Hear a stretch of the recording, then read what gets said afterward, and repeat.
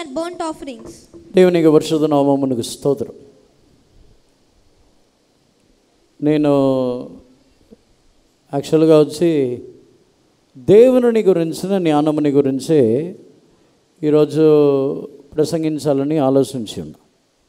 దేవుని గురించిన జ్ఞానం ఎటువంటిదని.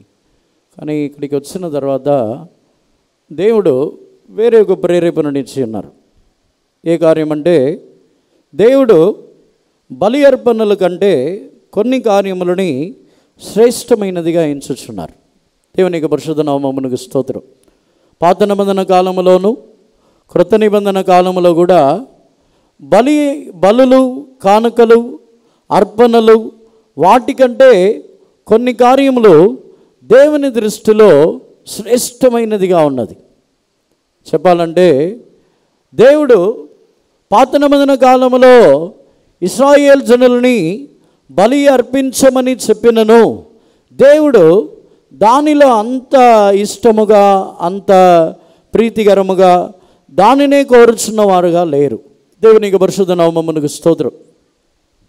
సరిగా చెప్పాలంటే కొన్ని సందర్భముల్లో మనము దేవునికి కానుకలని అర్పించుచున్నాము, బలులు అర్పించుచున్నాము, స్తుతులు అర్పించుచున్నాము.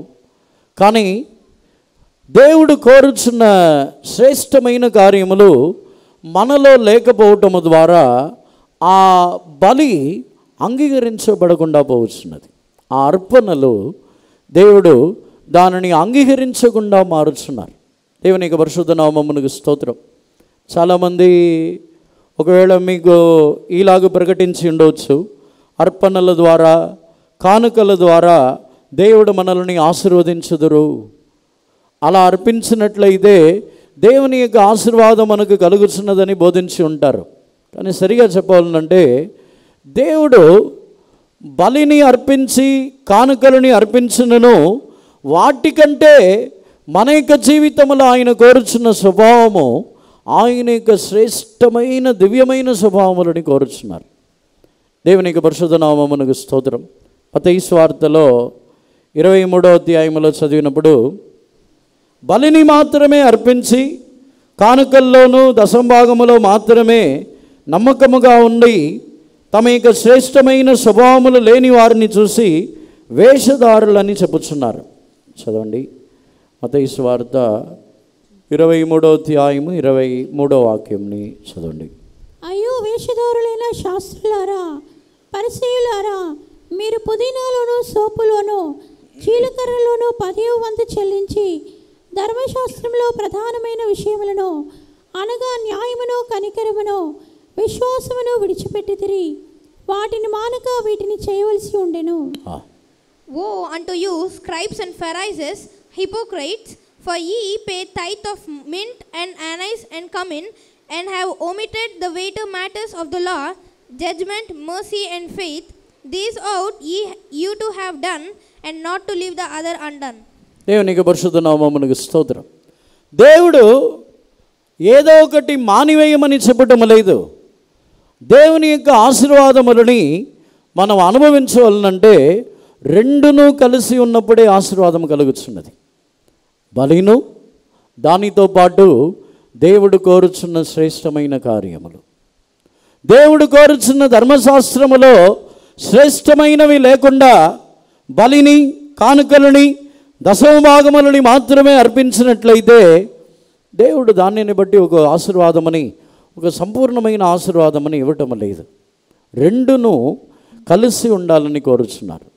దేవునికి పరిశుద్ధ నామమునకు స్తోత్రం. ఈరోజు దానిని గురించే మనము ధ్యానించబోతున్నాం. దేవుడు కొన్ని సందర్భములో బలి కంటే శ్రేష్టమైన కార్యములని, కొన్ని కార్యములని ముందుగానే దేవుడు చెప్పి ఉన్నారు. మొట్టమొదటిగా మొదటి సమయంలో మనము చదివినప్పుడు సౌలు విషయంలో దేవుడు సౌలుతో చెప్పుచున్నారు, బలుల కంటే, దహన బలుల కంటే శ్రేష్టమైన కార్యమేమిటి? మొదటి సమూయేలు 15వ అధ్యాయము 22వ వాక్యమని చదవండి. అందుకు సమూయేలు తాను సెలవిచ్చిన ఆజ్ఞను ఒకడు గైకొనుట వలన యెహోవా సంతోషించినట్లు ఒకడు దహన బలులను అర్పించడం వలన ఆయన సంతోషించిన. ఆలోచించుము, బలులు అర్పించడం కంటే ఆజ్ఞను గైకొనుటయు, పొట్టేళ్ల క్రొవ్వు అర్పించడం కంటే మాట వినుటయు శ్రేష్టము. ఇంగ్లీష్లో. And Samuel said, "Hath the Lord has great delight in burnt offerings and sacrifices, as in obeying the voice of Lord. Behold, to obey is better than sacrifice, and to hearken than the fat of rams." బలుల కంటే విధేయత, లోబడి ఉండటము శ్రేష్టమైనది. దహన బలుల కంటే పొట్టేళ్లని అర్పించటము కంటే మాట వినటము శ్రేష్టము. దేవునికి పరిశుద్ధ నామమునకు స్తోత్రం. ఒక వ్యక్తి దేవుని యొద్దకు వచ్చి కానుకలు అర్పించి బలులు అర్పించి తాను జీవించినను ఎవరికును లోబడని, ఎవరికును విధేయత చూపని ఒక జీవితమని చేసినట్లయితే తాను అర్పించుచున్న బలులు వ్యర్థముగా పోవచ్చున్నది. తాను అర్పించుచున్న కానుకలైనను దశమ భాగములైనను అది వ్యర్థముగా మారుచున్నది. దేవుని యొక్క పరిశుద్ధ నామమునకు స్తోత్రం. కొంచెము బుద్ధిహీనత బుక్కావాని తైలమని పూర్తిగా పాడు చేయుచున్నది, పూర్తిగా జ్ఞానమంతటిని తేలగొట్టుచున్నది. అదే విధముగానే మన యొక్క జీవితంలో మనము బలులు అర్పించుచున్నాం, దేవునికి బలులని కానుకలని అర్పణలని అర్పించుచున్నాము. కానీ మన యొక్క జీవితంలో దేవుడు కోరుచున్న విధేయత, దేవునికి లోబడి ఉండటము, మాట వినటము, దేవుని యొక్క వాక్యములని దేవుని యొక్క ఆలోచనలని వినటమే శ్రేష్టమైనదని చెప్పుచున్నారు. దేవుని యొక్క పరిశుద్ధ నామమునకు స్తోత్రం. సౌలు అక్కడ అవిధేయత చూపించటానికి కారణం ఏమిటంటే, తాను యుద్ధము చేయుటకు వెళ్ళిన సందర్భంలో అక్కడ సమూయేలు రావటానికి కొంచెం ఆలస్యమైన వెంటనే సౌలు తానే ఆ కార్యమని చేసి, సౌలు అక్కడ దేవుడు చెప్పిన మాటని వినకుండా తనకు కావలసిన బలులని, తనకు కావలసిన గొర్రెలని వాటిని తీసుకొని ఉన్నాడు. అమాలేకీయుల్ని చంపకుండా. చదవండి 15వ అధ్యాయము 9వ వాక్యం అని చదవండి. సౌలును జనులను కూడి అగగును గొర్రెలలోను ఎడ్లలోను క్రొవ్విన గొర్రెపిల్లు మొదలైన వాటిలోను మంచి వాటిని నిర్మూలన చేయక కడగా నుంచి పనికిరాని నీచ పశువులన్నిటినీ నిర్మూలన చేసిరి. But Saul and the people spared Agag and the best of the sheep and of the oxen and of the fatlings and the lambs and all that was good, and would not utterly destroy them, but everything that was vile and refuse that they destroyed utterly. 15వ వాక్యం గురించి చదవండి. అందుకు సౌలు, అమాలేకుల యొద్ద నుండి జనులు వీటిని తీసుకుని వచ్చిరి. నీ దేవుడైన యెహోవాకు బలులు నర్పించుటకు జనులు గొర్రెలలోను ఎడ్లలోను మంచి వాటిని ఉండనిచ్చిరి. మిగిలిన వాటిని అన్నిటినీ మేము నిర్మూలము చేసిమనగా. And Saul said, "They have brought them for the Amalekites, for the people spared the best of the sheep and of the oxen to sacrifice unto the Lord thy God, and the rest we have utterly destroyed." దేవునికి పరిశుద్ధ నామమునకు స్తోత్రం. సౌలు తనకు కావలసినది, తనకు శ్రేష్టమైన వాటిని తాను అమాలేకీయుల యొక్క చేతిలో నుండి తాను శ్రేష్టమైన వాటిని చంపకుండా తీసుకొని ఉన్నాడు. ఇప్పుడు సమూయేలు అడిగిన వెంటనే అది దేవునికి బలి అర్పించడానికి తీసుకుని ఉన్నాడని అబద్ధం ఆడుస్తున్నాడు. అప్పుడే బలులు, దహన బలులు దేవునికి శ్రేష్టమైనది కాదు అని సౌలుతో దేవుడు చెప్పుచున్నారు. దేవునికి పరిశుద్ధ నామమునకు స్తోత్రం.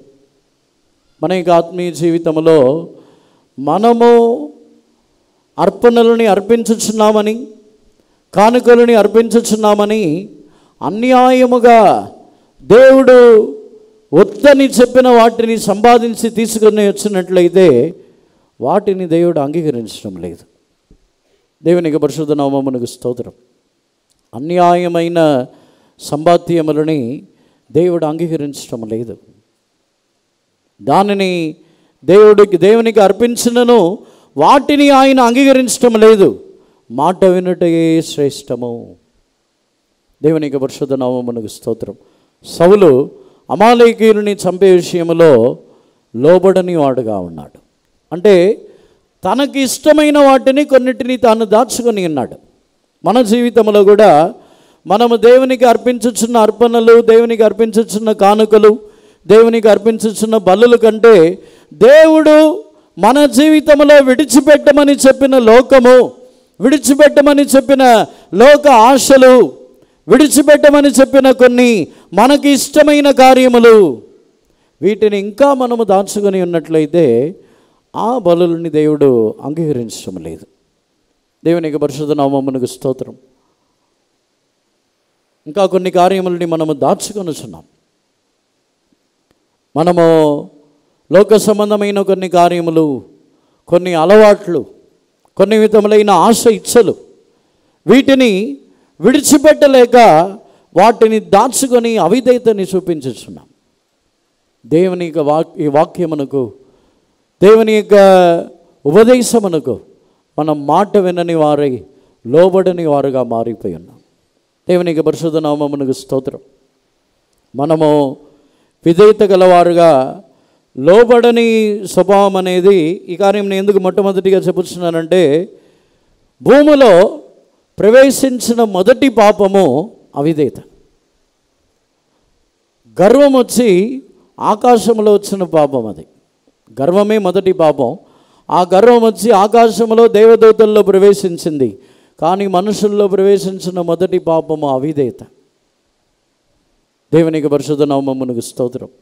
మన యొక్క జీవితంలో కూడా బలులు అర్పించుచున్నాం, కానుకలు అర్పించుచున్నాం. దేవుని వాక్యమునకు లోబడుచున్నామా?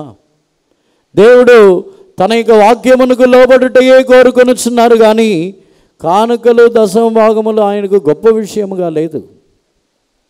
మత్తయి సువార్తలో చెప్పుచున్నారు, మీరు దోమని వడేగట్టిని ఒంటని మింగువారు, రెండిటిని చేయవలను, మీరు ఒంటని మింగి వేయిచున్నారు, చిన్న చిన్న కార్యముల్లో నమ్మకముగా ఉన్నామని అనుకొనుచున్నారు. దేవునికి పరిశుద్ధ నామమునకు స్తోత్రం. ఈ ఉదయకాలమునందు మన యొక్క జీవితంలో ఆయన మొట్టమొదటిగా కోరుచున్న కార్యము దేవునికి లోబడి ఉండటం. ఆయనకి మనము లోబడి జీవించటమని ఆయన మన యొక్క జీవితంలో మిక్కిలి అధికముగా కోరుచున్నారు. దేవునికి పరిశుద్ధ నామమునకు స్తోత్రం. రెండవదిగా కీర్తనల గ్రంథమునకు వచ్చినట్లయితే 51వ కీర్తనలో దావీదుతో ఆ కార్యంని దేవుడు బయలుపరుచుచున్నారు. చదవండి. 51వ కీర్తన 16వ వాక్యము 17వ వాక్యముని చదవండి. నీవు బలిని కోరువాడవు కావు, కోరిని ఎడల నేను అర్పించదును. దహన బలి నీకు ఇష్టమైనది కాదు, విరిగిన మనస్సే దేవునికి ఇష్టమైన బలులు. దేవా, విరిగి నలిగిన హృదయమును నీవు అలక్ష్యము చేయవు. For thou desirest not sacrifice, else would I give it. Thou delightest not in burnt offerings. The sacrifices of God are a broken spirit, a broken and a contrite heart. O God, thou wilt not despise. దేవుని పరిశుద్ధ నామమునకు స్తోత్రం. దావీదుకి దేవుడు బయలుపరిచిన కార్యం. దావీదు తాను జీవించినది పాత నిబంధన కాలంలోనే. పాత నిబంధన కాలంలో దావీదు బలులని అర్పించడం అనేది పాత నిబంధన కాలంలో సాధారణమైన కార్యం. తాను పొట్టేళ్ళని, బలులని అర్పించుట అది పాత నిబంధన కాలంలో అందరూ దానినే చేయించున్నవారు. కానీ ఆ దినములలోనే దేవుడు బలిని కోరటం లేదని దేవుని యొక్క మనస్సుని తెలుసుకొని ఉన్నాడు. సౌలు విషయంలో సమూయేలు ప్రవక్త చెప్పుచున్నాడు. కానీ ఇక్కడ దావీదు తానే తెలుసుకొనుచున్నాడు. దేవుని మనస్సులో బలులు అర్పించటము, పొట్టేళ్ళని అర్పించటము దేవుని మనస్సులో అది దేవునికి అంత ఇష్టముగా లేదు. విరిగి నలిగిన మనసునే మీరు కోరుచున్నారు. దేవునికి పరిశుద్ధ నామమునకు స్తోత్రం. దేవుడు ఒక మనిషి యొక్క జీవితంలో వారి యొక్క హృదయము విరిగి నలిగినదిగా ఉండవలనని కోరుచున్నారు. సరిగా చెప్పాలంటే మనిషి యొక్క హృదయ కాఠిన్యతని దేవుడు ఎంత మాత్రమును కోరటం లేదు. దేవునికి పరిశుద్ధ నామమునకు స్తోత్రం. హృదయమని కఠినపరుచుకున్నట్లయితే ఆ హృదయ కాఠిన్యతని దేవుడు త్రోసివేస్తున్నారు, దానిని దేవుడు అసగించుకొనుచున్నారు.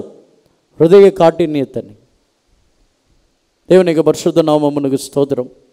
ఇశ్రాయేల్ జనుల విషయంలో దేవుడు ఐగుప్తులో నుండి ఇశ్రాయేల్ జనులని పంపించమని చెప్పినప్పుడు అక్కడ ఫరో తన యొక్క హృదయమని కఠినపరుచుకొని ఉన్నాడు. ఎందుకు కఠినపరుచుకొని ఉన్నాడంటే, ఇశ్రాయేల్ జనులని పంపించి వేస్తే, ఇశ్రాయేల్ జనులని ఐగుప్తులో నుండి పంపించేస్తే బానిసలు ఎవరు ఉండరు. తమకు బానిసలుగా ఉండాలి, తమ క్రింద ఉండాలి, తమకు బానిసలైన వారు ఎవరు లేకుండా అందరిని వెళ్ళిపోతే మనకు బానిసలు ఎవరు ఉంటారు, మన క్రింద మన కాళ్ళ క్రింద ఎవరు ఉంటారు అనేదే ఫరో యొక్క ఆలోచన. దేవునికి పరిశుద్ధ నామమునకు స్తోత్రం. ఫరో కఠినపరుచుకుని ఉన్న కార్యం ఏమిటంటే, మనుషులని తన కాళ్ళ క్రింద ఉంచుటకే కఠినపరుచుకుని ఉన్నాడు. దేవునికి పరిశుద్ధ నామమునకు స్తోత్రం. దేవునికి బలులు అర్పించటం ఇష్టము కాదు. మనము దేవుని యొక్క సన్నిధానమునకు వచ్చి దేవునిని స్తుతించి ఆరాధించి దేవునిని మహిమపరచటము దేవునికి ఒక ఇష్టమైన కార్యము. కానీ హృదయ కాఠిన్యతతో వచ్చి దేవునిని ఆరాధించినట్లయితే ఆ ఆరాధనలో దేవుడు ఇష్టపడటం లేదు. దేవునికి పరిశుద్ధ నామమునకు స్తోత్రం.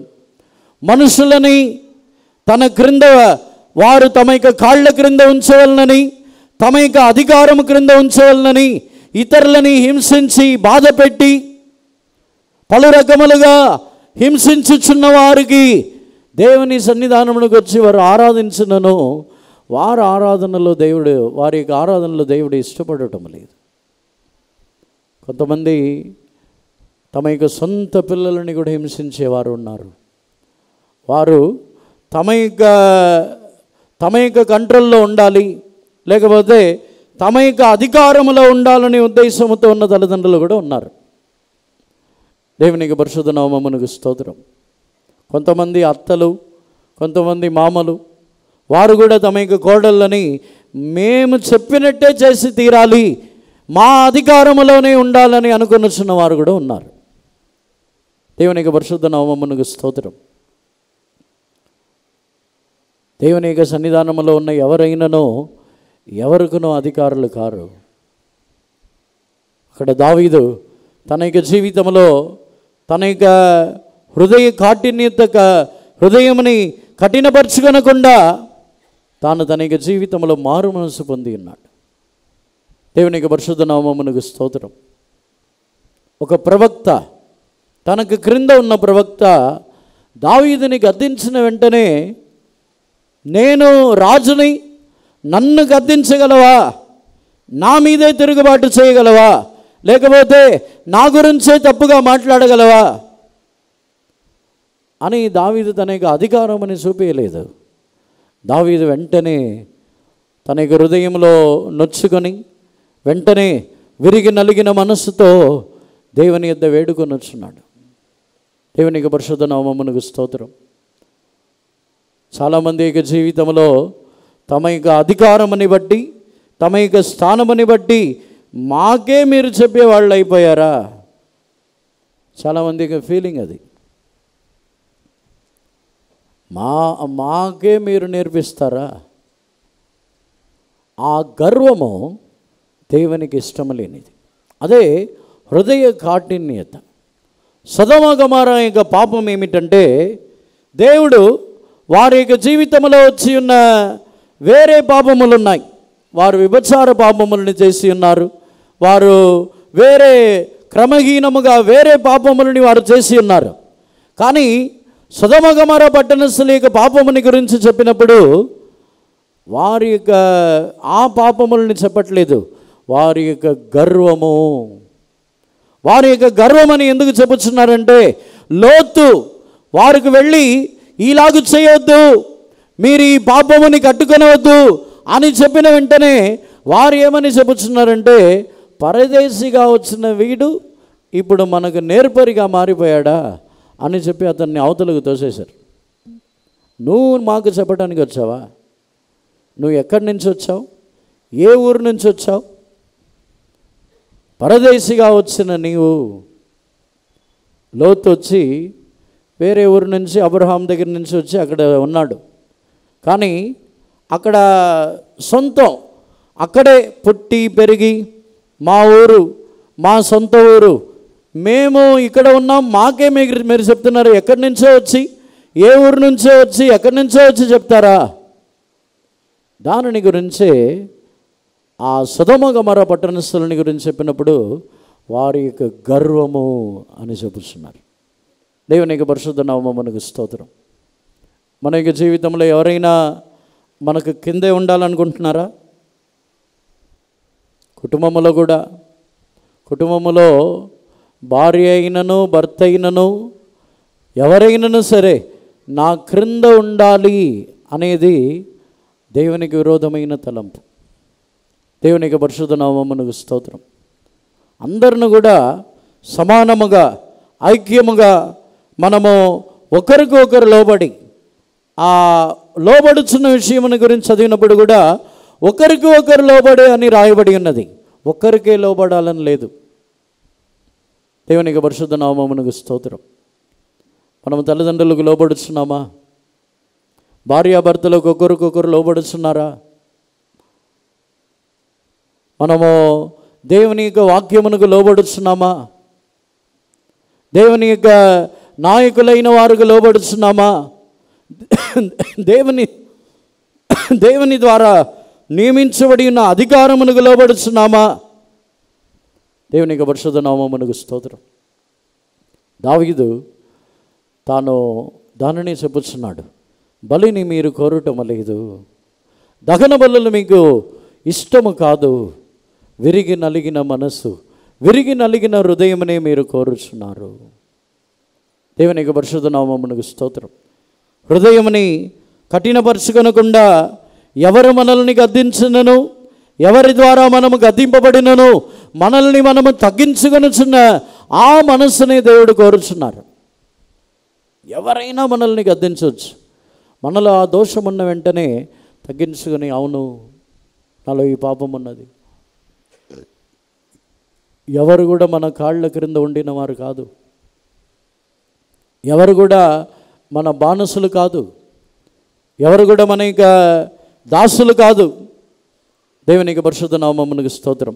హృదయ కాఠిన్యతని దేవుడు ఎంత మాత్రమును కోరటం లేదు. ఆయన విరిగి నలిగిన హృదయమునే ఆయన కోరుచున్నారు. దేవునికి పరిశుద్ధ నామమునకు స్తోత్రం. హృదయముని కఠినపరుచుకొనకుండా కృంగిన హృదయముతో మనము దేవుని సన్నిధానములో మనల్ని తగ్గించుకున్నప్పుడు దేవుడు ఆశీర్వాదమని మనకు అనుగ్రహించుచున్నారు. దేవుని యొక్క పరిశుద్ధ నామమునకు స్తోత్రం. మూడవదిగా యెషయా గ్రంథమునకు వచ్చినట్లయితే అక్కడ 58వ అధ్యాయము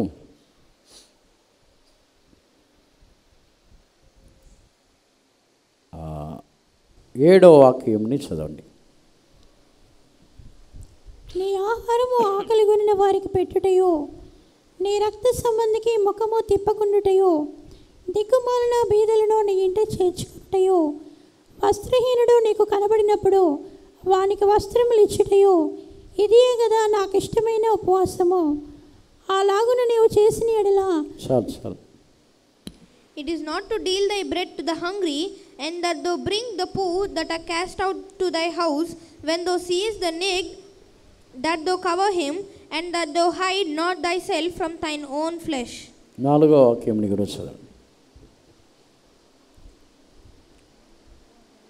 మీరు కలహపడుచు వివాదము చేయుచు అన్యాయముగా గుద్దులాడుచు ఉపవాసముందురు. మీ కంటతోని పరమున వినబడినట్లుగా మీరిప్పుడు ఉపవాసం ఉండరు. అట్టి ఉపవాసము నాకు అనుకూలమా? Behold, ye fast for strife and debate, and to smite with the fist of wickedness. Ye shall not fast as ye do this day, to make your voice to be heard on high. దేవునికి పరిశుద్ధ నామమునకు స్తోత్రం. ఉపవసించటము అది కూడా ఒక బలి. మనల్ని బలిగా అర్పించుకొని ఉపవసించుచున్న మన యొక్క శరీరముని త్యాగము చేయించిన ఒక అనుభవము.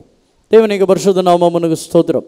మీరు యుద్ధములు, వాగ్వాదములు, వివాదములకు మీరు అన్యాయముగా ఉపవాసం ఉన్నారు. ఆ ఉపవాసములు నాకు తగినది కాదు. దేవుని యొక్క పరిశుద్ధ నామమునకు స్తోత్రం.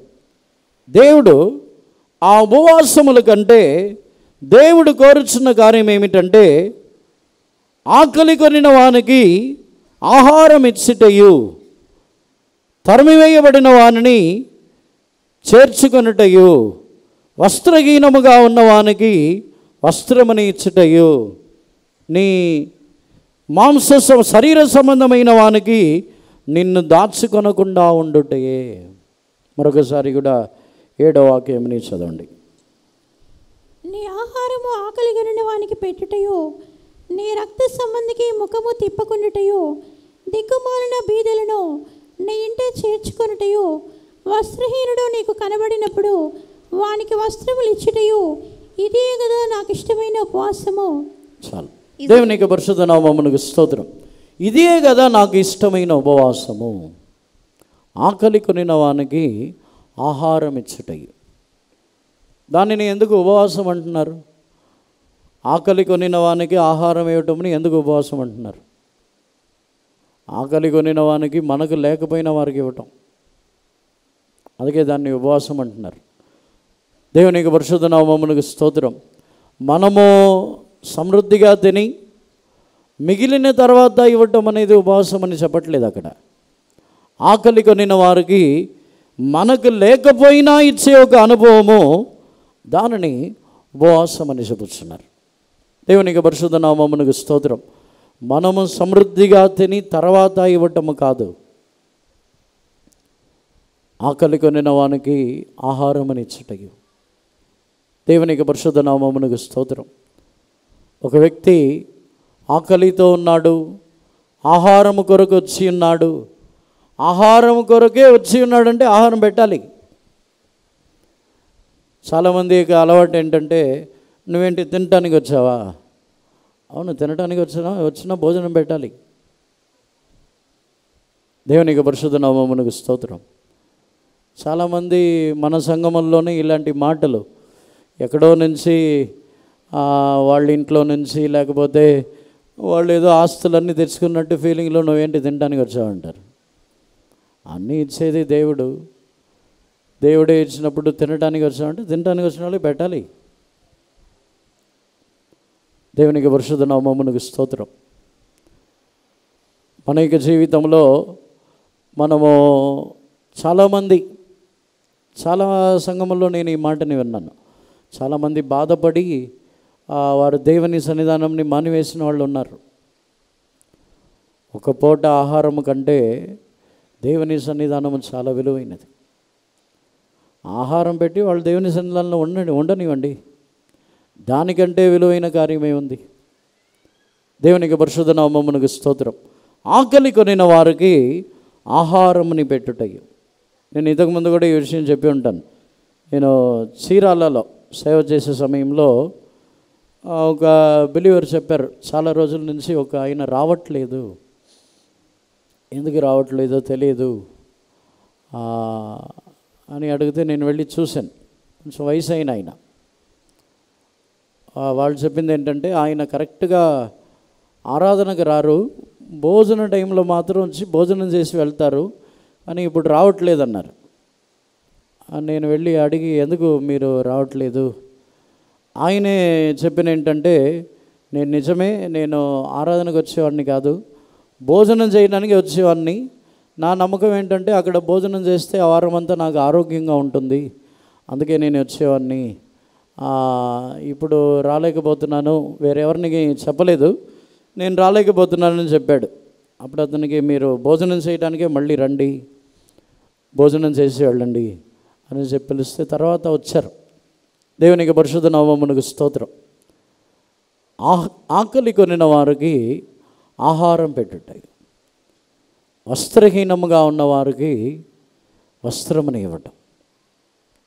ఎవరైనాను వారు రక్త సంబంధమైన వారికి ముఖము తిప్పుకొనకుండా ఉండుటయు. రక్త సంబంధికులు అని చెప్పిన వెంటనే మన బంధువులే గుర్తుకొస్తారు. రక్త సంబంధికులు అంటే బంధువులు కాదు, యేసు ప్రభు యొక్క రక్త సంబంధము. యేసు ప్రభు యొక్క రక్తముతో కడగబడిన మనం అందరము కూడా యేసు ప్రభు యొక్క రక్త సంబంధికులు. దేవునికి పరిశుద్ధ నామమునకు స్తోత్రం. తన యొక్క ముఖముని త్రిప్పుకొనకుండా ఉండుటయు. యేసు ప్రభు యొక్క రక్తముతో కడగబడిన వారు అవసరములో ఉన్నప్పుడు, మనం వారి యొక్క అవసరతని తీర్చగలిగిన పరిస్థితిలో ఉన్నప్పుడు కూడా ముఖముని తిప్పుకొనకూడదు. దేవునికి పరిశుద్ధ నామమునకు స్తోత్రం. అన్యాయముగా ఎవరికైనాను మిక్కిలి త్రోసివేయబడిన వారు, తరిమివేయబడిన వారిని ఇంట చేర్చుకొనటం. దేవునికి పరిశుద్ధ నామమునకు స్తోత్రం. ఈ రోజుల్లో అలాంటి పరిస్థితి ఎవరైనా తరిమివేయబడిన వారిని చేర్చుకుంటే చాలా కేసులు బుక్ అవుతాయి ఇప్పుడున్న కాలంలో. దానికి భయపడి ఎవరు చేర్చుకోరు. నా మీద కథలు కడతారు, ఎవరన్నా చేర్చుకుంటే వాళ్ళ మీద వీళ్ళ మీద నా గురించి కథలు కడతారని భయపడి చేర్చుకోరు. నిజముగా దానికి కూడా భయపడకుండా నిజాయితీగా తరిమివేయబడిన వారిని చేర్చుకొని వారిని కూడా ఆదుకొనుచున్న వారే ఒక విశేషమైన స్వభావం గలవారు. దేవునికి పరిశుద్ధ నామమునకు స్తోత్రం. నాకు ఒక సేవకుడు తెలుసు, ఆయన చనిపోయారు. ఆయనని నేను గమనించిన కార్యము, చాలామంది మన సంఘములో నుంచి తరిమివేయబడిన వారు ఏదో ఒక కారణం చేత తరిమివేయబడిన వారు, వారికైతే మన సంఘం అంటే ఇష్టం, మన సంఘం అంటే విరోధం కాదు. వాళ్ళు ఏదో ఒక కారణం, వారి యొక్క చిన్న తప్పుల ద్వారానో, వారు చేసిన ఏదో అక్రమం ద్వారానో వారిని సంఘానికి రావద్దు తరిమేస్తారు. మీరు సంఘానికి పనికి రావద్దు అని తరిమేస్తారు. మీకు పనిష్మెంట్ అది చెప్పి తరిమేస్తారు. కానీ ఈ సేవకుడు మాత్రం వాళ్ళ దగ్గరికి వెళ్తాడు. ఎవరైతే తరిమేయబడి ఉన్నారో వాళ్ళ దగ్గరికి వెళ్ళి మాట్లాడి, వాళ్ళకి ఏదైనా సహాయం చేసి, వాళ్ళని ఆదరించి వాళ్ళని చేర్చుకొని వస్తాడు. దాని ద్వారా ఆయనకు విరోధంగా సెంట్రల్ పాస్టర్స్ విరోధం అయిపోయినా, అక్కడ ఉన్న పెద్ద పెద్ద వాళ్ళు విరోధం అయిపోయినా పట్టించుకోడు, ఇదే చేస్తాడు. అప్పుడు నాకు అనిపించింది, ఎందుకు అందరికి విరోధం అయిపోయి ఈ కార్యమని చెయ్యాలా అని నాకు కూడా అనిపించేది. కానీ అతని యొక్క ప్రకటన ఏమిటంటే, ఇలా తరిమివేయబడిన వారు మనకు విరోధులు కారు, తరిమివేయబడిన వారిని కూడా ఆయన చేర్చుకొనిచ్చిన ఒక స్వభావం గలవాడు. దేవునికి పరిశుద్ధ నామమునకు స్తోత్రం. సరిగా చెప్పాలంటే కొన్ని కార్యములు బయటపడి చాలామంది వెంటనే పనిష్మెంట్ ఇచ్చి, వెంటనే మన సంఘములో వెంటనే ప్రమాణం అని చెప్పి తరిమివేస్తున్నాం. బయటపడని కార్యములు చాలా ఉన్నాయి. సంఘములోనే బయటపడని, దాక్కుని, కొందరిని ఏమీ చేయలేని పరిస్థితుల్లో బయటపడని కార్యములు చాలా ఉన్నాయి. వాళ్ళు ఇంకా ఉన్నారు. దేవునికి పరిశుద్ధ నామమునకు స్తోత్రం. చాలామంది జీవితంలో తరిమివేయబడి ఉన్నారు కాబట్టి వారికంటే మేము నీతివంతులము, వారికంటే పరిశుద్ధులమని అనుకొనిస్తున్నారు. కేవలం దేవుని కృపతో ఉన్నాం అంతే. దేవుని యొక్క కనికరము ద్వారా మనం నిలబడి ఉన్నాం అంతే తప్ప వేరే ఏ అర్హత లేదు. దేవునికి పరిశుద్ధ నామమునకు స్తోత్రం. ఈ బలి కంటే మనం ఉపవసించి ప్రార్థన చేసి ఉపవాసం ఉండి, చాలా రకాలుగా ఈ రోజుల్లో ఉపవాసం ఉండటకు కారణాలు కూడా చాలా వేరే వేరే కారణాలు ఉన్నాయి. డబ్బు కోసం ఉపవాసం, ఇల్లు కట్టడానికి ఉపవాసం, పెళ్లి చేయడానికి ఉపవాసం. ఈ ఉపవాసాలన్నీ అవసరం అంటారా? ఇల్లు కట్టడానికి ఉపవాసం, పెళ్లి చేయడానికి ఉపవాసం, డబ్బు కావాలంటే ఉపవాసం. ఈ ఉపవాసాన్ని దేవుడు అంగీకరిస్తారా? దేవునికి పరిశుద్ధ నామమునకు స్తోత్రం. యేసు ప్రభు ఉపవసించుటకు కొన్ని కారణములు మాత్రమే ఉన్నాయి. ఒకటి, పరలోక రాజ్యము నిమిత్తము. దేవునికి మనము దూరమైనప్పుడు దేవునికి సమీపముగా రావటానికి మనం ఉపవసించి ప్రార్థించి దేవుని యొద్దకు సమీపముగా రావటానికి ఉపవసించుచున్నాం. రెండవది, అనేక జనులు నశించిపోతున్నప్పుడు, మనం ఇప్పుడు చదివిన వాక్య ప్రకారముగా ఇలాంటి పరిస్థితుల్లో అనేకులు కృంగి కృషించిపోతున్న పరిస్థితుల్లో ఉన్నవారి నిమిత్తము ఉపవసించి దేవుని యొక్క సహాయము కొరకు వేడుకోవచ్చు. లేకపోతే మన యొక్క జీవితంలో కొరతలు, బలహీనతలు, మనము కొన్ని పాపములని, కొన్ని ఆశ ఇచ్చలని జయించలేని పరిస్థితిలో ఉన్నప్పుడు ఉపవసించి ఆ సాతానుని జయించుటకు ఉపవసించవచ్చు. ఇంతే తప్ప వేరే కారణాలకు ఉపవసించడం అంతా వేస్ట్. దేవునికి పరిశుద్ధ నామమునకు స్తోత్రం. సంఘములోనైనా సరే, సంఘములోనైనా ధనము కొరకో, బిల్డింగ్ కొరకో, లేకపోతే వేరే ఇళ్ళు కట్టడానికో, పెళ్లి చేయడానికో ఉపవాసం ఉండటం వేస్ట్. దాంట్లో దేవుడు ఇష్టపడరు. దేవునికి పరిశుద్ధ నామమునకు స్తోత్రం.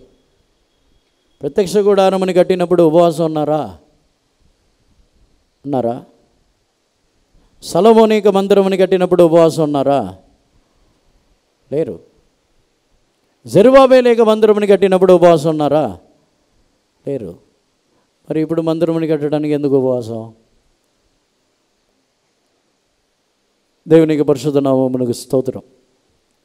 మన యొక్క జీవితంలో ఉపవాసములు అది దేవునికి ఇష్టమైనదిగానే ఉండాలి. వ్యర్థముగా ఉపవసించకూడదు. ఉపవసించటము దేవుని చిత్త ప్రకారముగానే ఉపవసించాలి. ఈ రోజుల్లో యేసుప్రభుని మించి ఉపవాసం ఉన్న వాళ్ళు కూడా ఉన్నారు. యేసుప్రభు ఒకే ఒకసారి 40 రోజులు ఉపవాసం ఉన్నారు. మన వాళ్ళు ప్రతి సంవత్సరం 40 రోజులు ఉపవాసం ఉంటారు. యేసుప్రభుని మించిన వాళ్ళ, మించిన నీతిమంతుల. దేవునికి పరిశుద్ధ నామమునకు స్తోత్రం. ఉపవసించటము దేవునికి గొప్ప విషయము కాదు. ఆ ఉపవాసముతో పాటు ఈ తప్పిపోయిన వారు, ఇతరులని గురించి, ఆకలి కొనిన వారు, తరిమివేయబడిన వారు, మిక్కిలి త్రోసివేయబడిన వారు, వారందరి విషయంలో చూపించుచున్న కనికరము, వారందరి విషయంలో తాము చేయుచున్న సహాయము ఒక గొప్ప ఉపవాసము. దేవునికి పరిశుద్ధ నామమునకు స్తోత్రం. బలి దేవునికి ఇష్టమైనది కాదు. బలితో పాటు ఈ స్వభావములు కూడా ఉంటేనే దేవునికి ఇష్టమైన వారుగా మనం మారుచున్నాం. దేవునికి పరిశుద్ధ నామమునకు స్తోత్రం. తర్వాత 4వదిగా మత్తయి సువార్తలో 5వ అధ్యాయమునకు వచ్చినట్లయితే, మత్తయి సువార్త 5వ అధ్యాయము 23వ వాక్యము నుండి చదవండి. నా చిన్న కుమార్తె చావని ఉన్నది. మత్తయి సువార్త 5వ అధ్యాయము 23వ వాక్యము నుండి.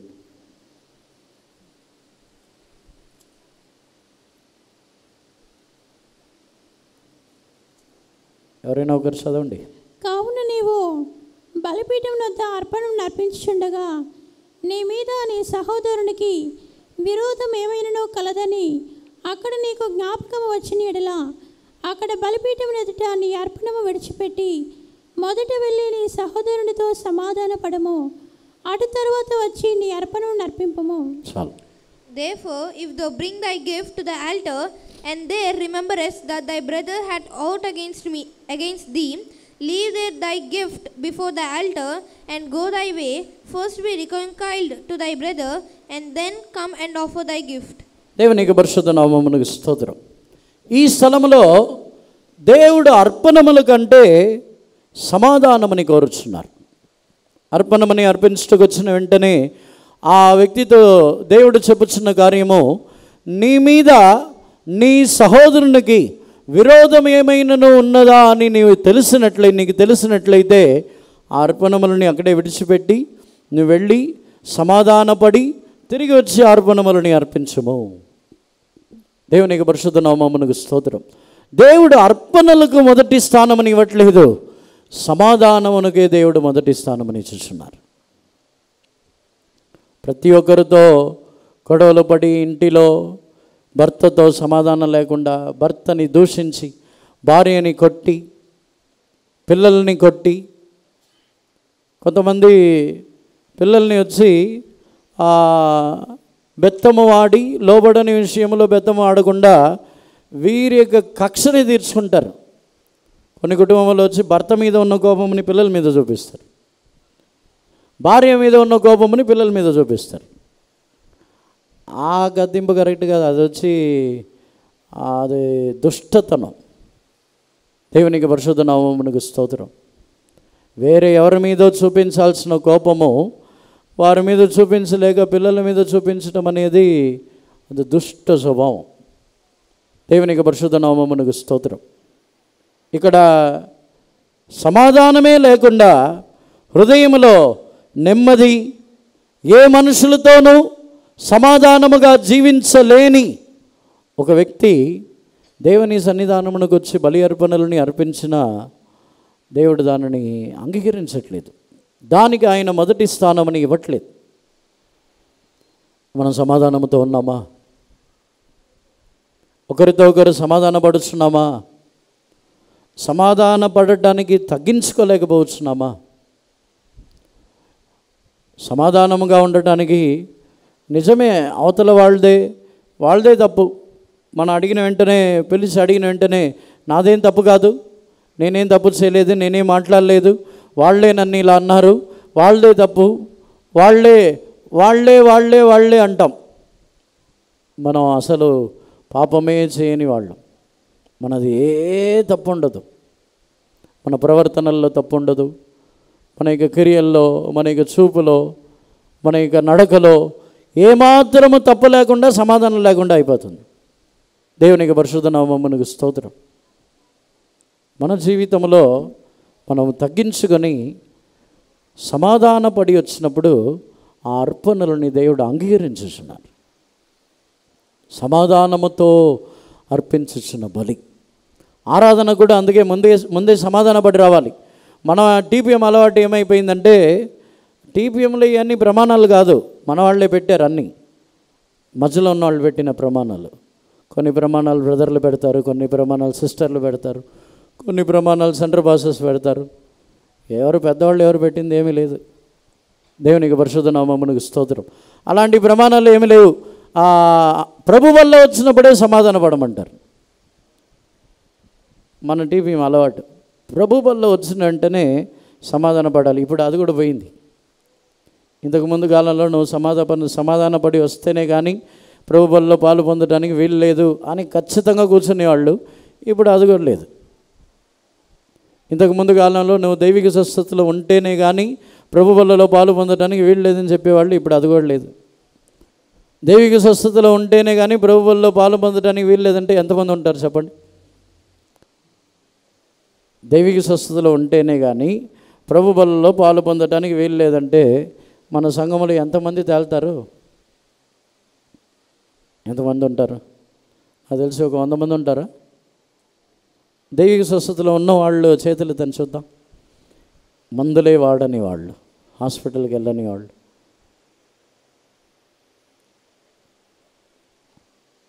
ఇంతమంది తేల్తారు.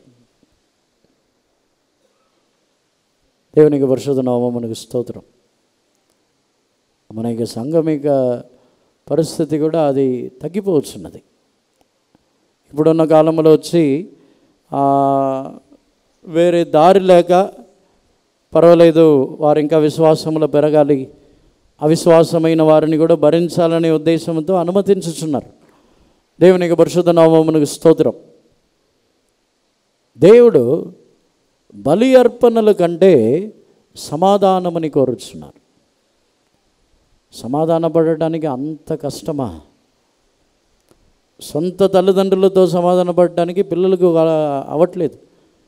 చిన్నప్పటి నుంచి పెంచి, చిన్నప్పటి నుంచి పోషించి అన్నీ ఇచ్చిన తల్లిదండ్రులతో వెళ్ళి సమాధాన పడటానికి కష్టం. అంత గర్వం. దేవునికి పరిశుద్ధ నామమునకు స్తోత్రం. తల్లిదండ్రులు ఏదో అన్నారంట, తల్లిదండ్రులేగా అన్నారు.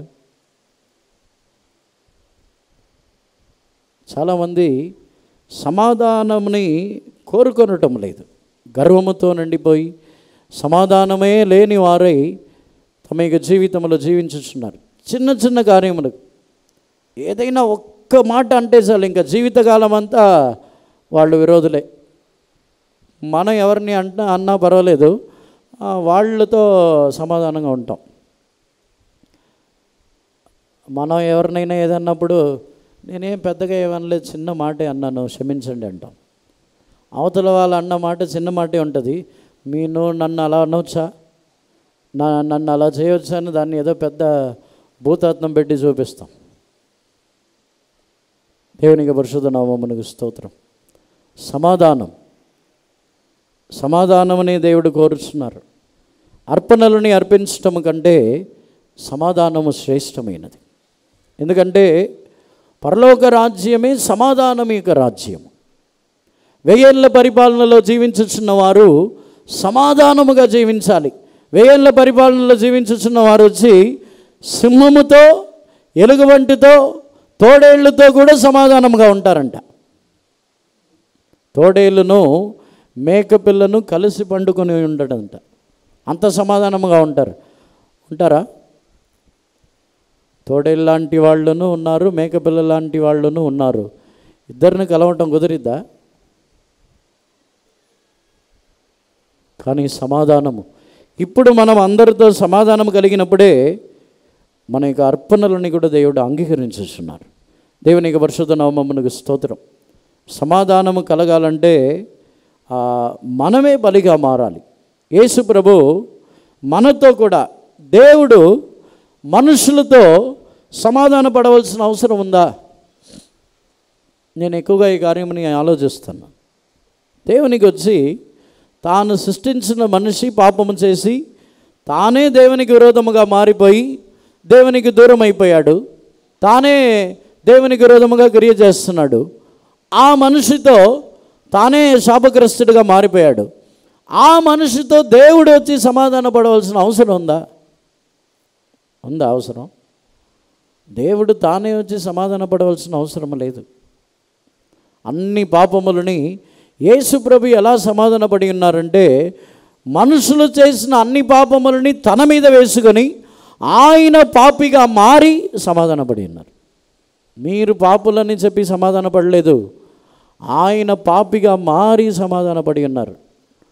సమాధానం అన్నీ అలాగే జరిగింది. న్యాయం మాట్లాడితే సమాధానం జరగదు. నాదే న్యాయం అని అనుకున్న వాళ్ళు సమాధానంగా జీవించలేరు. నేను న్యాయంగానే ఉన్నాను, నేను అన్యాయం చేయలేదు అని అనుకుంటే సమాధానంగా జీవించలేం, సమాధానంగా ఉండలేం. ఆ అన్యాయమని సహించి ఆ అన్యాయమని భరించినప్పుడే సమాధానంగా జీవించగలము. దేవునికి పరిశుద్ధ నామమునకు స్తోత్రం. అప్పుడప్పుడు ఇలా ఆలోచిస్తాను, దేవునికి మన మీద ఎంత ప్రేమ, ఆయనే దిగి వచ్చి బలిగా మారి సమాధాన పడి ఉన్నారు. చాలా కష్టమైన పని అది. ఆయన దేవుడు అనుకుంటే భూమిలో ఉన్న సృష్టి యావత్తుని నశింపజేసేసి పాపమే లేని ఒక నూతనమైన సృష్టిని ఆయన కలుగచేయచ్చు. వేరే ఒక సృష్టిని కలుగచేయడం దేవునికి కష్టం కాదు, చాలా ఈజీ. ఒకే మాటతో పరిశుద్ధమైన సంతతిని దేవుడు కలుగచేయగలరు. కానీ దేవుడు మనుషులని ప్రేమించుచున్నారు కాబట్టి వారిని మార్చాలని కోరుచున్నారు. వారిని మార్చడానికి ఆయన ప్రేమతో తన్ను త్యాగముగా మార్చుకొని సమాధానపడి ఉన్నారు. దేవునికి పరిశుద్ధ నామమునకు స్తోత్రం. బలిని ఆయన కోరటము కంటే సమాధానమని ఆయన కోరుచున్నారు. చివరిగా హోసియా గ్రంథమునకు మనం మరలా వచ్చినట్లయితే, హోసియా గ్రంథము 6వ అధ్యాయము 6వ వాక్యముని చదవండి. నా జనులు జ్ఞానం లేని వారై నశించుచున్నారు. నీవు 6వ అధ్యాయము 6వ వాక్యం. నేను బలిని కోరను కానీ కనికరమునే కోరుచున్నాను. దహన బలుల కంటే దేవుని గురించిన జ్ఞానము నాకు ఇష్టమైనది. For I desired mercy and not sacrifice, and the knowledge of God more than burnt offerings. దేవునికి పరిశుద్ధ నామమునకు స్తోత్రం. బలిని కోరను కానీ కనికరమని కోరుచున్నాను. బలి అర్పణల కంటే మనిషి యొక్క జీవితంలో కనికరము కలిగిన ఒక స్వభావముని కోరుచున్నారు. కనికరం అని చెప్పినట్లయితే ఒక వ్యక్తి సరిగా చెప్పాలంటే, ఇప్పుడు మనం ఒక వ్యక్తికి సహాయం చేయటము న్యాయమే కాకపోయినా సహాయం చేయటము కనికరం. దేవునికి పరిశుద్ధ నామమునకు స్తోత్రం. కనికరం అంటే ఎవరైనా బాధలో కష్టంలో ఉన్నప్పుడు అయ్యో పాపం అని చెప్పేస్తే కనికరం అది. చాలామంది ఇలా అనుకుంటున్నారు, కనికరం అంటే ఒక వ్యక్తిని చూసి వారి యొక్క కష్టంలో, వారి యొక్క ఇబ్బందుల్లో, ఇరుగుల్లో చూసి ఆ మనసులో అనుకుంటారు అయ్యో పాపం ఇలా అయిపోయారా అంతే. తర్వాత క్రియ ఏముండదు కదా. దానికి పేరు కనికరం కాదు. దేవునికి పరిశుద్ధ నామమునకు స్తోత్రం. కనికరం అని చెప్పినప్పుడు సరిగా దానికి వివరణ చెప్పాలంటే, మనము ఒక వ్యక్తికి సహాయము చేయటము న్యాయమే కాకపోవచ్చు, ఆ వ్యక్తి దానికి అర్హుడు కాడు. ఆ వ్యక్తి వచ్చి మనకు విరోధి అయి ఉండవచ్చు, లేకపోతే అతడు అన్యాయం చేయవాడై ఉండవచ్చు, అతడు పాపములతో ఉండవచ్చు, అతని జీవితంలో కొన్ని దుష్టతనములు ఉండవచ్చు. ఇన్ని ఉండినా అర్హత లేని వ్యక్తి, ఆ వ్యక్తికి సహాయము చేయటమే కనికరం. దేవునికి పరిశుద్ధ నామమునకు స్తోత్రం. మనం కొన్ని సందర్భంలో కనికరంతో సహాయం చేస్తాం. ఎవరికి సహాయం చేస్తామంటే నిజాయితీగా, న్యాయముగా, అందరికి అనుకూలముగా, వారు ఏమీ మాట్లాడకుండా మౌనముగా తగ్గించుకొని మంచిగా అనిపిస్తే వారికి సహాయం చేస్తాం. లేకపోతే మనం చెప్పినట్టు విని, మనకు అనుకూలంగా ఉండి, మనం చెప్పిన పనులు చేసి, మనం చెప్పినట్టు అన్నీ చేస్తే వాళ్ళకి సహాయం చేస్తాం. అర్హతే లేని వారికి సహాయం చేస్తామా? కనికరం వచ్చిద్దా? మనం చేసే సహాయం అంతా అది దాన్ని ఎలా ఇన్వెస్ట్మెంట్స్, దాన్ని ఎలా చెప్పాలంటే, మనకు వాళ్ళు సహాయం చేస్తున్నారు, మనకు అనుకూలంగా ఉన్నారు, మనం చెప్పింది వింటారు కాబట్టి తర్వాత మనకు ఉపయోగపడతారని చెప్పి ఇన్వెస్ట్ చేస్తాం. అది ఇన్వెస్ట్మెంట్, కనికరం కాదు. చాలామంది దాన్ని కనికరం అనుకుంటున్నారు. కనికరం అనేది మనకు విరోధమైన వారు, వారు తర్వాత మనకు పనికి రారు, వారు తర్వాత మన యొక్క జీవితంలో మనకు సపోర్ట్ చేయరు, మనకు అనుకూలంగా ఉండరు, వారు మనకు లోబడరు అని తెలిసినా సహాయం చేయాలి. అదే కనికరం. దేవుని యొక్క కనికరం అదే. దేవుని యొక్క పరిశుద్ధ నామమునకు స్తోత్రం. బలిని కాదు, నేను కనికరమని కోరుచున్నాను. మనకు అటువంటి కనికరం ఉందా? దేవుని యొక్క కనికరం కూడా అదే. దేవుడు మన ఎడల కనికరము చూపిస్తున్నారంటే మనం పనికి వస్తామనా? దేవునికి ఏమైనా మనం పనికి వస్తామా? మనం దేవునికి ప్రయోజనంగా ఉంటామా? దేనికి పనికిరాం మనం. దేనికి పనికిరాని మనుషులమే.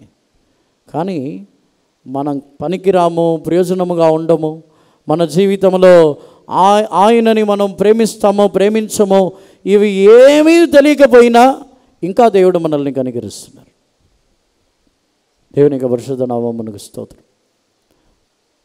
తోటలో అంజూరపు చెట్టు ఫలించకుండా ఉంది. 3 సంవత్సరములు ఫలమే లేదు, ప్రయోజనమే లేదు.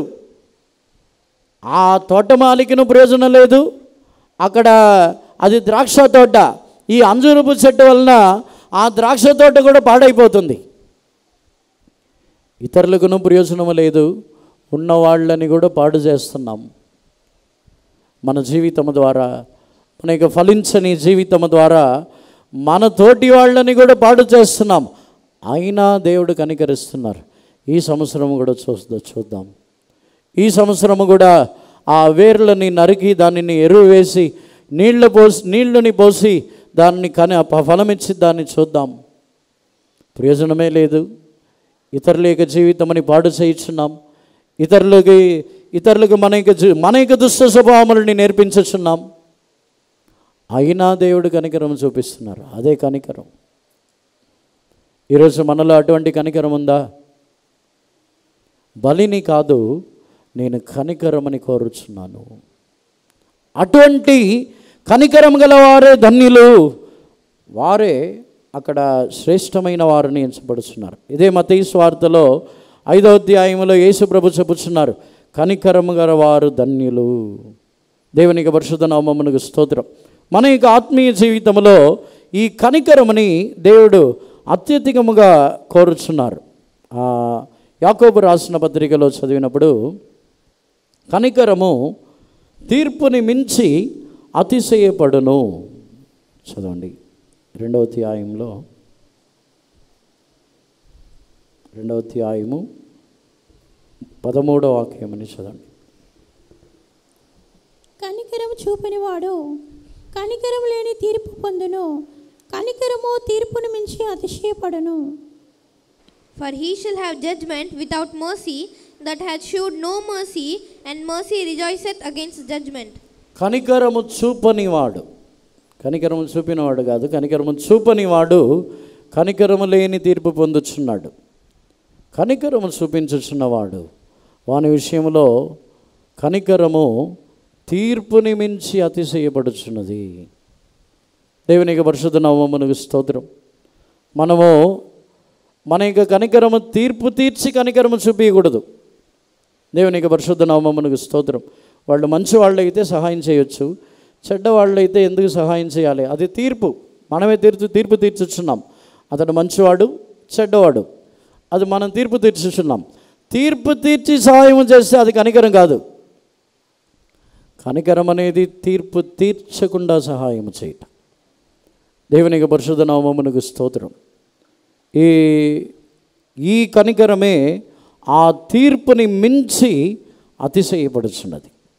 మనల్ని తీర్పు తీర్చే పరిస్థితి వచ్చినప్పుడు దేవుడు కూడా అలాగే కనికరించుచున్నారు. దేవునికి పరిశుద్ధ నామమునకు స్తోత్రం.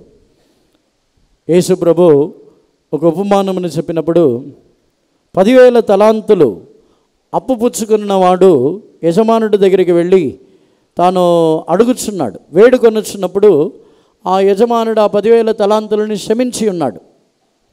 ఈ 10,000 తలాంతులు అప్పు పుచ్చుకున్న వాడి దగ్గర 100 దీనారులు, 100 కాసులు, 100 దీనారులు అప్పు పుచ్చుకున్నవాడు వచ్చి ఈ 10,000 తలాంతులు అప్పు పుచ్చుకున్న వాడి దగ్గరికి వచ్చి వేడుకొనినప్పుడు ఇతడు క్షమించలేదు. క్షమించకుండా ఆ 100 దీనారులు ఇచ్చేంత వరకు నేను నిన్ను చెరసాలలో వేసి బాధించు వారి చేతికి అప్పగించదనని చెప్పినప్పుడు ఆ విషయము యజమానుడికి తెలిసిన తర్వాత ఆ యజమానుడు చేసిన కార్యం ఏమిటంటే, నీవు కనికరము లేకుండా నీ పనివాని యొక్క 100 దీనారములను నీవు క్షమించలేదు కనుక నీ యొక్క 10,000 తలాంతులు నువ్వు తిరిగి ఇవ్వాలంటున్నారు. 10,000 తలాంతులు అని చెప్పినట్లయితే, ఒక తలాంతు అని చెప్పినట్లయితే అది ఇంచుమించి 40 కేజీలు, 40 కిలోగ్రామ్స్ అప్పుడున్న కొలతని బట్టి. 10,000 తలాంతులు అంటే ఎంత అప్పో చూడండి. దానినే క్షమించి ఉన్నాడు దేవుడు. మన యొక్క జీవితంలో ఎన్నో పాపములు, మనము చేసిన అక్రమములు అన్నిటినీ క్షమించి ఉన్నారు. మనం ఒక్క పాపముని కూడా కనికరించం. నేను అస్సలు సహించను. పోయిన కొంతమంది ఒప్పుకోలు చేసినప్పుడు చెప్తారు, నేను అస్సలు సహించను. మనల్ని ఇంతగా దేవుడు సహించినప్పుడు మనం సహించకపోవడానికి ఎవరు? దేవునికి పరిశుద్ధ నామమునకు స్తోత్రం. మన యొక్క జీవితంలో బలిని కాదు, ఆయన కనికరమని కోరుచున్నారు. చివరిగా అదే హోషేయ గ్రంథం 6వ అధ్యాయం 6వ వాక్యంలో చదివినప్పుడు, దహన బలుల్ని కాదు నేను దేవుని గురించిన జ్ఞానమని కోరుచున్నాను. చదవండి. నేను బలిని కోరును గాని కనికరమునే కోరుచున్నాను. దహన బలుల కంటే దేవుని గురించిన జ్ఞానము నాకు ఇష్టమైనది. For I desired mercy and not sacrifice, and the knowledge of God more than burnt offerings. దహన బలుల కంటే దేవుని గురించిన జ్ఞానము నాకు ఇష్టమైనది. దేవునికి పరిశుద్ధ నామమునకు స్తోత్రం. మనం వారం వారం వచ్చి ఆదివారము దేవుణ్ణి ఆరాధించి వెళ్తాం. కొంతమంది బైబిల్ స్టడీ కనిపెట్టుకుంటూ వస్తారు. ఇంకా కొంచెం చాలా తక్కువ మంది ఉపవాస ప్రార్థనకు వస్తారు. దేవునికి పరిశుద్ధ నామమునకు స్తోత్రం. ఈ కూటములకు వచ్చిన తర్వాత దేవుని గురించి ఎంత మనము తెలుసుకొని ఉన్నాం? బలులు అర్పించటము కంటే, దహన బలులు అర్పించటము కంటే దేవుని గురించిన జ్ఞానము నాకు ఇష్టమైనది. దేవుని గురించి మనకు ఎంత తెలుసు? దేవునికి పరిశుద్ధ నామమునకు స్తోత్రం. ఒక ఉదాహరణమునకు యేసు ప్రభు గురించి పరిశుద్ధ గ్రంథములో రాయబడి ఉన్నది చాలా తక్కువ. అంటే భూమిలో జీవించిన కాలమని గురించి చెబుతున్నాను. నేను చెప్పేది మహిమ కలిగిన యేసు ప్రభుని గురించి కాదు. నేను చెప్పే విషయం వచ్చి భూమిలో 33.5 సంవత్సరములు జీవించిన యేసు ప్రభుని గురించి రాయాలంటే పుస్తకములు చాలదంటున్నాడు యోహాను. నేను రాసింది కొంచెమే రాసి ఉన్నాము. యేసు ప్రభు గురించి ఆయన చేసిన క్రియలు, ఆయన చేసిన మాట్లాడిన మాటలు అన్నిటినీ రాయాలంటే పుస్తకములు చాలదు అని చెబుతున్నాడు. భూమిలో జీవించిన యేసు ప్రభు గురించే బైబిల్లో కొంచెమే ఉంది. భూమిలో జీవించిన యేసు ప్రభు గురించి తెలుసుకోవాలంటేనే ఇంకా చాలా విషయాలు ఉన్నాయి. అలాగైతే మహిమతో నిండి ఉన్న యేసు ప్రభుని గురించి తెలుసుకోవాలంటే ఎన్ని విషయములు ఉన్నాయి. మనం ఎంతవరకు తెలుసుకొని ఉన్నాం? దేవుని గురించిన జ్ఞానము. దేవునికి చిత్తమైతే ఈ దేవుని గురించిన జ్ఞానముని గురించి బైబిల్ స్టడీలో మనం ధ్యానించవచ్చు. దేవునికి పరిశుద్ధ నామమునకు స్తోత్రం. మన యొక్క జీవితంలో ఈ జ్ఞానము దీన్ని గురించి ధ్యానించినప్పుడు దేవుని గురించిన జ్ఞానము లేకపోతే మన యొక్క జీవితంలో మనము శిక్షింపబడుతున్నాం. దేవుని గురించిన జ్ఞానము లేని వారే తమ యొక్క జీవితంలో వారు దేవుని యొద్ద నుండి తొలగిపోవచ్చున్నారు. రోమీయులకు రాసిన పత్రిక 1వ అధ్యాయము 28వ వాక్యమని చదవండి.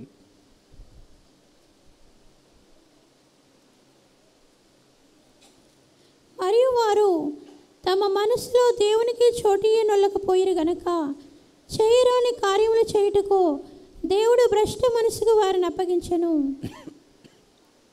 And even as they did not like to retain God in their knowledge, God gave them over to a reprobate mind to do these things which are not convenient. దేవునికి పరిశుద్ధ నామమునకు స్తోత్రం. తెలుగులో ఆ మాట కరెక్ట్గా లేదు. దేవునికి చోటి ఎనల్లకపోయిరి అని ఇంగ్లీష్లో చదివినట్లయితే దేవుని గురించిన జ్ఞానమునకు వారు చోటు ఇవ్వలేదంట.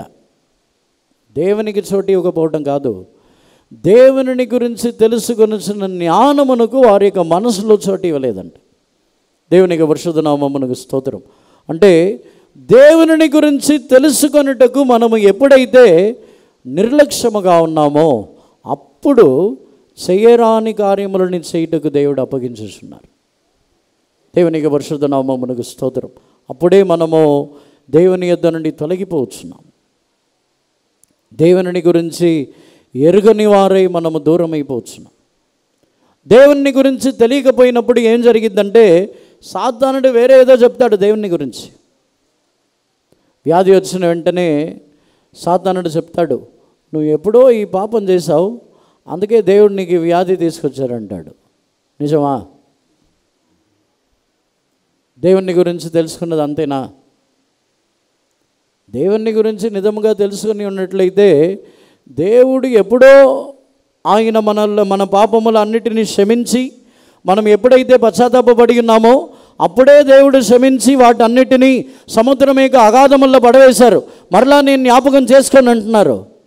దేవుడే జ్ఞాపకం చేసుకొని అని చెప్పిన తర్వాత సాతానుడు వచ్చి నువ్వు ఎన్నో సంవత్సరాల కింద ఆ పాపం చేశావు, అందుకే ఇప్పుడు ఈ వ్యాధి వచ్చిందంటే నిజమైద్దా?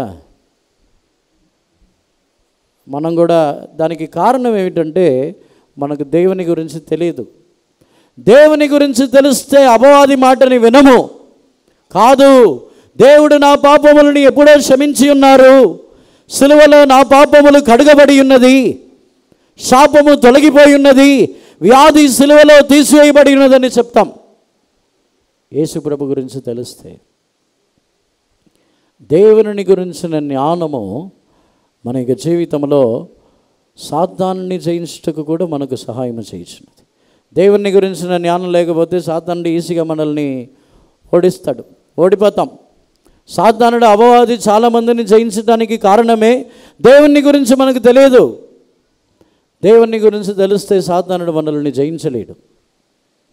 దేవుడు దహన బలుల కంటే దేవుని గురించిన జ్ఞానముని ఆయన కోరుచున్నారు. ఈరోజు అందరిని కూడా కన్నులు మూసుకొనిదాము. ఈరోజు మనము బలిని, అర్పణలని, కానుకలని, దశమ భాగములకు ప్రాముఖ్యత కాదు, వాటిని చేయవలను, దీనిని విడవకుండా ఉండవలను. కానీ దేవుడు దశమ భాగము, కానుకల, అర్పణములు అన్నిటికీ దేవుడిచ్చే విలువ ఏమిటంటే దోమ. చిన్న కార్యము, చిన్నవి అని అంటున్నారు. కానీ దేవుడు మిక్కిలి పెద్దవిగా చూసేది శ్రేష్టమైన ధర్మశాస్త్రములలో శ్రేష్టమైన కార్యములు. ఈరోజు అందరిని కూడా కన్నులు మూసుకున్నదాము. ఒకసారి మన యొక్క జీవితమని ధ్యానించి చూసేదాము. మనము దేవుని యొక్క సన్నిధానములో బలికి ప్రాముఖ్యత ఇచ్చుచున్నామా, లేకపోతే దేవుని వాక్యమని బట్టి జీవించాలని, మాట వినాలని, లోబడాలని మనము సమర్పించుకొనుచున్నామా? మన జీవితంలో లోబడటము అని చెప్పినట్లయితే మనకి ఇష్టమైన కార్యములో దేవుడు చేయవద్దని చెప్తే దానికి లోబడాలి. అదే నిజమైన విధేయత. నాకు ఇష్టమైతే చేస్తాను, నాకు ఇష్టం లేకపోతే నేను చేయనంటే అది కాదు లోబడటం. ఇష్టమైన కార్యములు చెప్తే వెంటనే లోబడతాం. మనకి ఇష్టం లేని కార్యములు చెప్తే లోబడతామా? లోబడం. కానీ ఆదాము విషయంలో, అవ్వ విషయంలో చూసినట్లయితే ఆ వృక్ష ఫలము వారి యొక్క కనులకు అందముగా, రమ్యముగా, తినుటకు మంచిగా ఉంది. అదే తెలివినిచ్చుచున్న వృక్షఫలం ఇష్టముగా ఉంది. కానీ దేవుడు దానిని వద్దన్నారు. కొన్ని సందర్భముల్లో కొన్ని కార్యములు మనకి ఇష్టమైన కార్యముగా ఉండవచ్చు, కానీ దేవుడు దానిని వద్దు, వాక్య ప్రకారముగా అది వద్దు అని చెప్పినప్పుడు దానికి మనము లోబడాలి. ఈరోజు మనకి జీవితంలో విధేయత గల వారుగా మారుటకు సమర్పించుకొనుదాము. బలి కంటే మాట వినటము శ్రేష్టము. బలి అర్పణల కంటే విరిగి నలిగిన హృదయము శ్రేష్టము. దేవుని సన్నిధానములో హృదయముని కఠినపరచుకొనవద్దు. మనల్ని గురించి దేవుడు గద్దించినప్పుడు కఠినపరచుకొనవద్దు. ఇంకా గర్వముగా ప్రవర్తించవద్దు. మన సంఘములో చాలామందికి అలవాటు ఏంటంటే నన్నే గుచ్చి మాట్లాడతారు, నన్నే గుచ్చి మాట్లాడతారు. సంతోషించాలి. గుచ్చబడే హృదయమైనా ఉందిగా, కఠినమైన హృదయంగా మారలేదుగా. ఇంకా కఠినమైన హృదయంగా మారితే అది గుచ్చుకోదు, ఏం చెప్పినా తగలదు. గుచ్చబడుటకు ఆ మాంసపు గుండెైనా ఉందిగా. మారడానికి మనల్ని సమర్పించుకుందాం. ఇంకా గర్వముగా ఉండవద్దు. ఇంకనూ మనల్ని కఠినపరుచుకొనవద్దు. హృదయముని కఠినపరుచుకొని ఎవరిని కూడా హింసించవద్దు. నా అధికారం కిందే ఉండాలి, నాకే లోబడాలి, నా కాళ్ళ క్రిందే ఉండాలని కఠినపరుచుకొని హింసించవద్దు. దేవుని ఎదుట మనల్ని తగ్గించుకుందాం. మన జీవితంలో బలి కంటే ఆయన విరిగి నలిగిన హృదయమని దేవుడు కోరుచున్నారు. బలి అర్పణల కంటే మన దేవుడు ఆయన సమాధానమని కోరుచున్నవారు. ఈరోజు మన యొక్క జీవితంలో ఆ సమాధానము కొరకు మనల్ని సమర్పించుకున్నదాము. బలి అర్పణల కంటే మన యొక్క జీవితంలో దేవుడు కనికరమని ఆయన కోరుచున్నారు.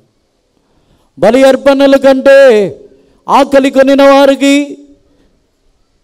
తరిమివేయబడిన వారికి సహాయము చేయటమని కోరుచున్నారు. ఈరోజు మన యొక్క జీవితంలో ఒక తీర్మానముతో తిరిగి వెళ్దాం. ప్రభువా, నా జీవితం ఈ విధముగా మారాలి, మీకు ఇష్టమైన జీవితముగా, మీకు శ్రేష్టమైన జీవితముగా మారాలి ప్రభువా, కృప దయచేయండి, కృప దయచేయండి అని అడగండి. హల్లెలూయా, హల్లెలూయా, హల్లెలూయా, ఆమేన్.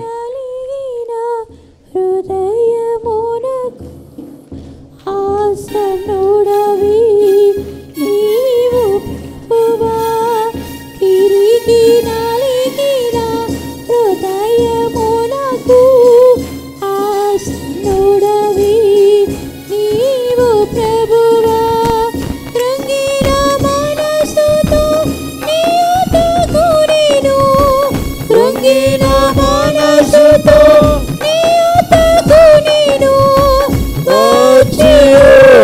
నాను సహాయమియుమా వచ్చి నాను సహాయమియుమా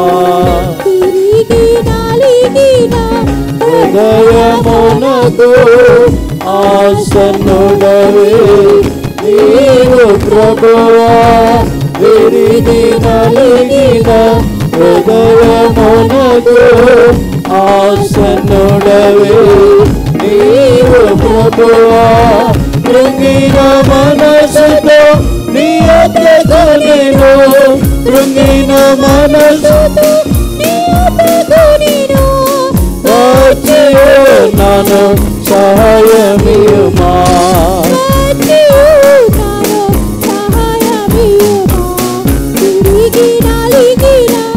హృదయమునకు ఆసన్నుడవి నీవు ప్రభువా విరిగి నలిగిన హృదయమునకు ఆసన్నుడవే నీవు ప్రభువా కృంగిన మనసుతో నీ యొద్దకు నేను కృంగిన మనసుతో నీ యొద్దకు నేను వచ్చి నాను